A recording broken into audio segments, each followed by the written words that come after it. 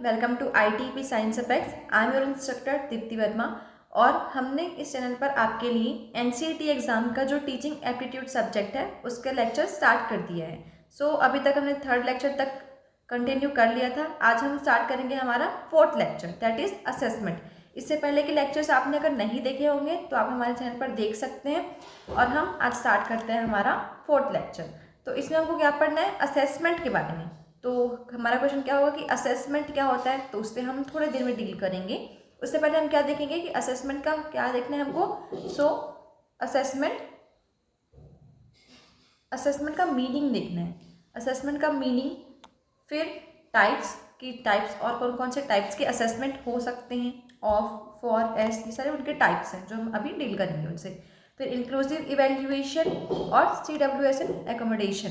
तो अभी तो आपको कुछ समझ में नहीं आ रहा होगा, बट हम इससे क्या करेंगे, डील करेंगे आगे। सबसे पहले हम देखते हैं कि असेसमेंट क्या होता है। जैसे कि आप स्कूल में जाते हो, स्कूल में एग्जाम्स होते हैं, तो क्या है, एक टाइप ऑफ असेसमेंट है। उसका मतलब ये होता है कि एक सिस्टमेटिक प्रोसेस है जिसके द्वारा हम एविडेंस कलेक्ट करते हैं कि आप लर्निंग कैसे कर रहे हो। जैसे कि कोई भी पेपर अगर मैं लेती हूँ तो उससे मुझे क्या समझ में आता है। जैसे मैंने अभी आपको लेक्चर 3 सर ने आपको एक्सप्लेन किया, फिर हमने क्या कर लिया, उसके बेसिस पे आपको पूछा कि क्या आपको क्या समझ में आया, या फिर छोटा सा क्विज टेस्ट ले लिया। तो उससे क्या हो गया, हमको ये इन्फॉर्मेशन मिल गई कि आप कहाँ तक सीख रहे हैं और आपको किस चीज़ में सीखने में प्रॉब्लम हो रही है। तो इसको हम क्या बोलते हैं, असेसमेंट। असेसमेंट का मतलब क्या हो जाएगा, ये एक सिस्टमेटिक प्रोसेस है जिसके द्वारा हम ये समझते हैं कि आपको जो हम चीज़ें सिखा रहे हैं वो आप कितना सीख रहे हैं और कितना समझ रहे हैं। ठीक है, तो ये होता है असेसमेंट। हम वही चीज़ें डील करेंगे जो हमारे क्वेश्चन पेपर में आ सकती है। Now we discuss.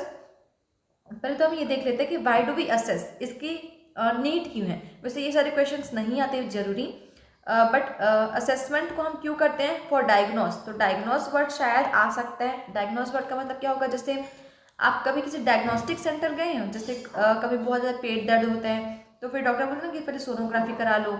तो जब आप सोनोग्राफी कराने जाएंगे ना तो वहाँ पे लिखा होगा डायग्नोस्टिक सेंटर। तो वहाँ कर क्या रहे हैं हम, हमें अगर हमारे अंदर अगर बॉडी में कोई बीमारी है तो उसको हम वहाँ पे चेक करवाने जाते हैं। तो वहाँ पे क्या हो रहा है, हमारे अंदर कोई डिफिकल्टी है, कोई कमी है, उसको हम क्या कर रहे हैं, आइडेंटिफाई कर रहे हैं। तो उसको क्या बोलेंगे, डायग्नोस्टिक सेंटर। तो डायग्नोस का मतलब भी क्या होगा कि हमारे अंदर अगर कोई सीखने में कोई प्रॉब्लम हो रही है उसको हम जानते हैं, तो क्या हो जाएगा, डायग्नोस उसका मतलब हो जाएगा। तो ये वर्ड शायद MCQ में आ सकता है, तो ये वर्ड याद रखिएगा। फिर इम्प्रूवमेंट के लिए हम असेसमेंट करते हैं, एम्पावरमेंट के लिए हम असेसमेंट करते हैं ताकि हम अपना सेल्फ कॉन्फिडेंस, सेल्फ लर्निंग को इम्प्रूव कर सकें। ठीक है, फिर फीडबैक के लिए हम असेसमेंट करते हैं। फीडबैक दोनों का हो सकता है, टीचर का भी हो सकता है। जैसे मैं आपको कैसे पढ़ा रही हूँ तो शायद आपको जिस मेथड से मैं समझाती हूँ उससे आपको समझ नहीं आ रहा होगा, तो आप मुझे फीडबैक प्रोवाइड करा सकते हो।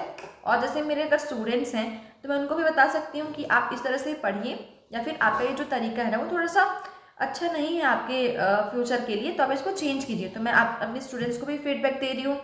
फिर एडमिनिस्ट्रेटिव, जैसे कि आपके जितने भी एग्जाम्स होते हैं, जैसे टर्म के एंड में कोई एग्जाम हो गया, जैसे NCERT का जो भी अभी एग्जाम दिलाएंगे, तो ये भी क्या है, आपका कहीं प्लेसमेंट मतलब जॉब प्लेसमेंट तो नहीं, बट आपके एडमिशन के लिए ये एग्जाम है। तो ये भी क्या है, एक असेसमेंट है कि आप आगे चल के टीचर बनने के लायक हैं कि नहीं, या फिर आप बच्चों के लिए जो इन्फॉर्मेशन हमें चाहिए उसके लायक है कि नहीं, ये इस एग्जाम से पता चल जाएगा। ठीक है, तो अभी के जो 2 स्लाइड्स थे उनमें उतना कुछ इंपॉर्टेंट टॉपिक नहीं था। असेसमेंट का मीनिंग आपको पता होना चाहिए और दूसरा डायग्नोस्टिक का मतलब आपको पता होना चाहिए। ठीक है, so next move on to the next slide. अब 2 वेज ऑफ क्लासिफिकेशन, 2 तरीकों से हम क्या कर सकते हैं, इसको क्लासीफाई कर सकते हैं। पहला क्या है, बेस्ड ऑन टाइम। टाइम के बेसिस पे 2 क्लासिफिकेशन है। पहला क्या है, फॉर्मेटिव, दूसरा क्या है, समेटिव। अब जैसे कि आपने अभी तो नहीं होता, बट हमारे टाइम पे स्कूल्स में होता था FA1 हम देते थे, FA2 देते थे, फिर SA1 SA2 ऐसा देते थे। तो फॉर्मेटिव का मतलब क्या होता है, जैसे मैं आपको पढ़ा रही हूँ, अब मैं बीच में आपसे अगर क्वेश्चन कर रही हूँ कि असेसमेंट का मतलब क्या था, डायग्नोस्टिक का मतलब क्या था, तो अगर आप आंसर नहीं दे पा रहे तो यहाँ पे मुझे कुछ ना कुछ तो समझ में आएगा कि जब मैं पढ़ा रही हूँ तो आपका ध्यान नहीं है, या तो मुझे अच्छे से पढ़ाना नहीं आ रहा है, या फिर आपको समझ में नहीं आ रहा है किसी रीजन से।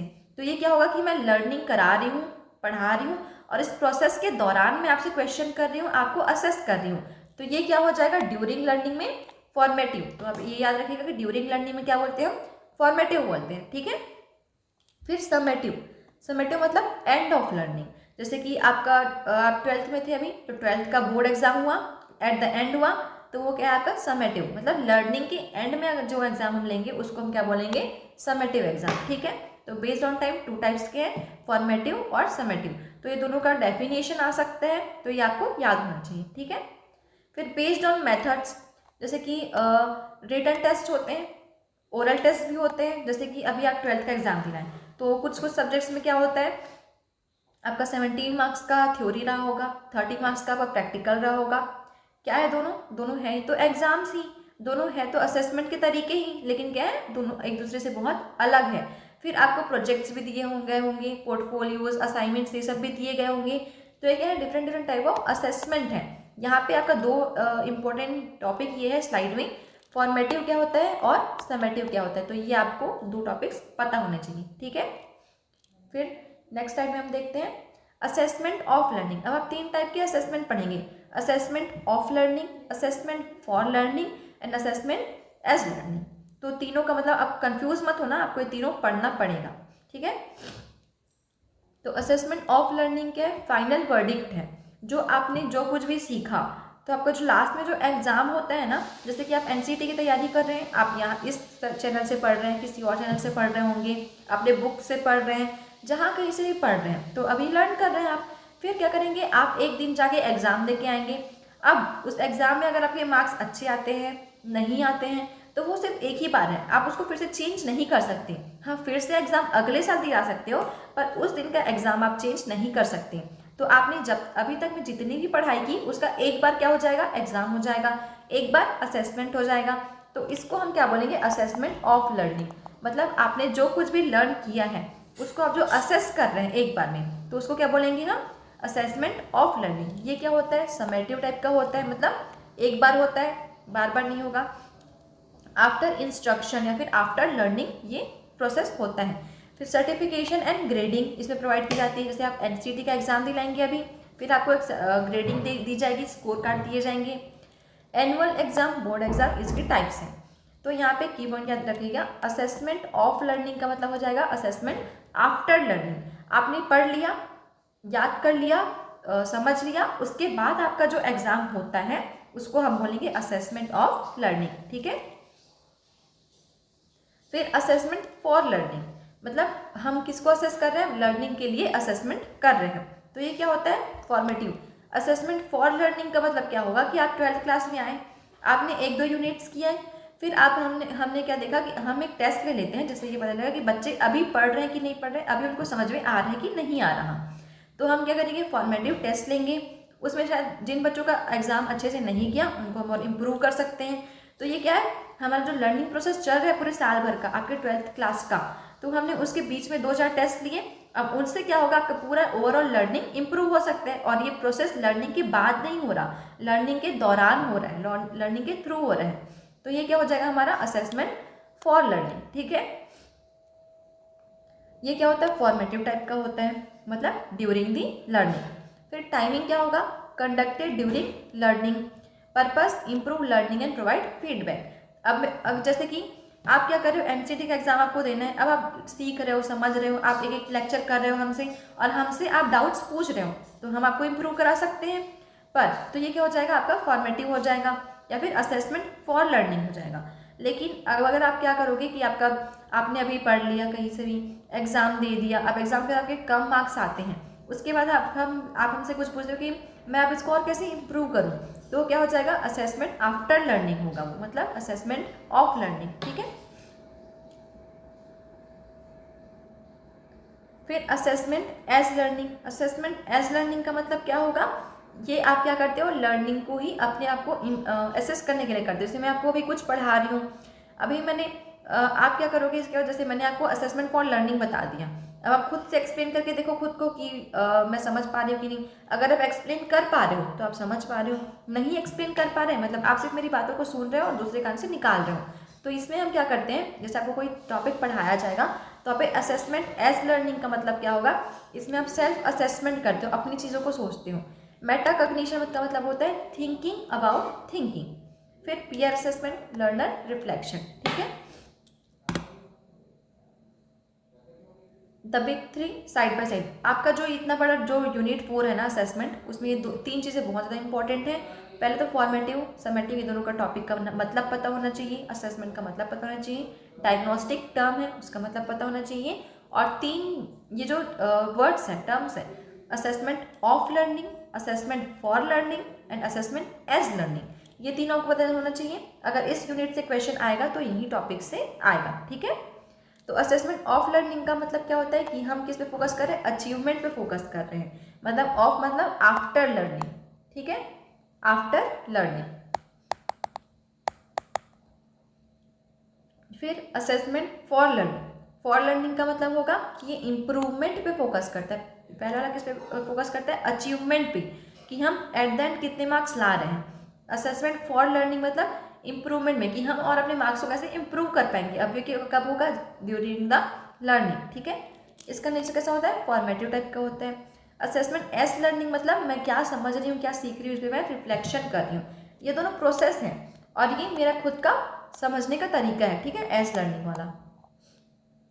अब एज इन तीनों को जैसे एमसीक्यू में आएगा तो आपको वर्ड्स दिए जाएंगे, तो उनको आप कैसे याद रख सकते हैं, एक ट्रिक बता देती हूँ आपको। जैसे कि फॉर लर्निंग, फॉर लर्निंग कब होता है, ड्यूरिंग लर्निंग होता है। तो ड्यूरिंग लर्निंग में डी आ रहा है, फॉर लर्निंग में एफ आ रहा है, तो एफ डी, जो आप एफ डी कराते हो ना बैंक में, तो उसके थ्रू आप याद रखना फॉर लर्निंग मतलब ड्यूरिंग लर्निंग, ठीक है।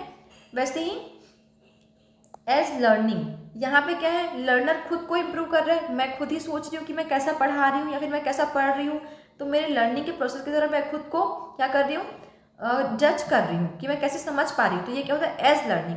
तो एज लर्निंग क्या होता है, बाय लर्नर्स। ये क्या होगा, बाय लर्नर्स। तो बाय लर्नर्स मतलब यहाँ पे बी आ रहा है, बाय लर्नर्स का मतलब बी, और एज लर्निंग का ए, तो ए के बाद क्या आता है, बी। तो इससे आप याद रख लीजिएगा एज लर्निंग बाय लर्नर्स, ठीक है। और तीसरा है ऑफ लर्निंग, ऑफ लर्निंग मतलब आफ्टर दी लर्निंग। तो ओ और ए ये दोनों क्या है, वॉवेल वर्ड है, तो उसे आप याद रख लीजिएगा। तो ऑफ लर्निंग मतलब ओ ए, तो आफ्टर लर्निंग। फॉर लर्निंग तो एफ डी बैंक वाला, तो ड्यूरिंग लर्निंग। और एज लर्निंग तो ए के बाद बी मतलब बाय लर्नर, ठीक है। इस तरह से आप इसको याद रख सकते हैं। और आपके लिए यही तीनों टर्म्स जो है वो इम्पॉर्टेंट है, एज सच और कोई इसमें इम्पॉर्टेंट सा वर्ड नहीं है, ठीक है। 5 प्रिंसिपल्स ऑफ गुड असेसमेंट। हम गुड असेसमेंट कैसे ले सकते हैं, ये क्या होना चाहिए, वैलिड होना चाहिए। मतलब हम उन्हीं क्वेश्चंस को वहाँ पे रखें, या फिर मैं आपसे जो पूछ रही हूँ तो वो वही चीज़ें होनी चाहिए जो कि आपके आगे काम में आए, ठीक है। फिर रिलायबल मतलब अच्छे रिजल्ट्स वो देने चाहिए। फिर फेयर होना चाहिए, ये नहीं कि मैं जो ज़्यादा अच्छे बच्चे हैं तो वो तो हमेशा ही अच्छा मार्क्स ला लेता है, तो उनके चक्कर में 1-2 नंबर और उनको एक्स्ट्रा दे दूँ, तो इससे क्या होगा, मैं उन्हीं बच्चों के साथ गलत कर रही हूँ, ठीक है। फिर कॉम्प्रिहेंसिव होना चाहिए, मतलब ऑल दी सब्जेक्ट्स या फिर ऑल दी एस्पेक्ट्स हैं उनको कवर करना चाहिए। कॉन्टिन्यूअस होना चाहिए, ऐसा नहीं कि जैसे 12th का स्टार्टिंग है, मैंने 1-2 बार टेस्ट ले लिया तो उस टाइम बच्चे अच्छे से पढ़ रहे थे, क्योंकि मैम क्या करती है, बीच बीच में टेस्ट ले लेती है। फिर मैंने टेस्ट लेना बंद कर दिया, तो अब बच्चे पढ़ेंगे क्या, ऑफकोर्स नहीं पढ़ेंगे। तो इसलिए टेस्ट करना चाहिए, कॉन्टिन्यूअस होना चाहिए, ठीक है। तो यहाँ पे लास्ट में मेमोरी ट्रिक भी दिया है। ऑफ मतलब आउटकम की बात करते हैं, फॉर मतलब फीडबैक की बात करते हैं, फॉर मतलब ड्यूरिंग द लर्निंग। तो ड्यूरिंग द लर्निंग आपको अगर कोई असेसमेंट दे रहा है, आप कुछ सीख रहे हो, तो क्या करोगे, आप उसे फीडबैक ले सकते हो कि एग्जाम के लास्ट में उसको कैसे इम्प्रूव कर सकती हूँ। फिर एस मतलब अवेयरनेस, मतलब मैं यहाँ पे मैं क्या कर रही हूँ, खुद को जज कर रही हूँ, ठीक है। इतना समझ में आया आपको। तो assessment conducted during the teaching learning process, during the learning teaching process मतलब यहाँ पे क्या आ रहा है, ड्यूरिंग आ रहा है। तो ड्यूरिंग मतलब मैंने क्या बताया था, एफ डी, क्या होगा, एफ डी। तो यहाँ पे क्या आएगा, फॉर्मेटिव असेसमेंट, यहाँ पे क्या जाएगा, फॉर्मेटिव असेसमेंट, ठीक है। Self assessment and reflection are features of, ये किसके फीचर है, एज लर्निंग के। सेल्फ असेसमेंट किस में आएगा, एज लर्निंग में, ठीक है। Assessment of learning is mainly, assessment of learning is mainly क्या होता है, मतलब लर्निंग का जो of, assessment of learning, of मतलब मैंने बताया था ओ एफ का मतलब यहाँ पे क्या हो जाएगा, ओ और ए, वॉवेल वर्ब वॉवेल वर्ड। तो ओ ए मतलब क्या था हमारा, आफ्टर द लर्निंग। तो यहाँ पे क्या आ जाएगा, असेसमेंट ऑफ लर्निंग किसके लिए होता है, आफ्टर लर्निंग के लिए होता है, ठीक है। फिर the main purpose of assessment is to, main purpose क्या होता है असेसमेंट का, तो ऐसे क्वेश्चन आपको शायद आएंगे और आएंगे तो आप इजीली कर लोगे, ठीक है। कि हम क्या करते हैं, इसको लर्निंग और इम्प्रूव करने के लिए करते हैं। इंक्लूसिव इवेल्युएशन का मतलब क्या होता है, इंक्लूसिव इवेल्युएशन का मतलब होगा फ्लेक्सिबल असेसमेंट। ये आपको एमसीक्यू के बेस पे ही आएंगे, ऐसे ही अचानक से आपको कुछ भी टिक नहीं करना है उसमें, और आप समझ जाओगे एक ही बार में। Which accommodation is appropriate for special need, तो एक्स्ट्रा टाइम इन एग्जामिनेशन, किनके लिए, जो बच्चे स्पेशल नीड्स के लिए हैं तो उनको हमें एक्स्ट्रा टाइम देना पड़ेगा। ओरली उनको हो सकता है क्वेश्चन बताना भी पड़े, तो ये सारे पॉइंट्स भी आप याद रखेंगे, ठीक है। तो ये हो गया हमारा 4th टॉपिक।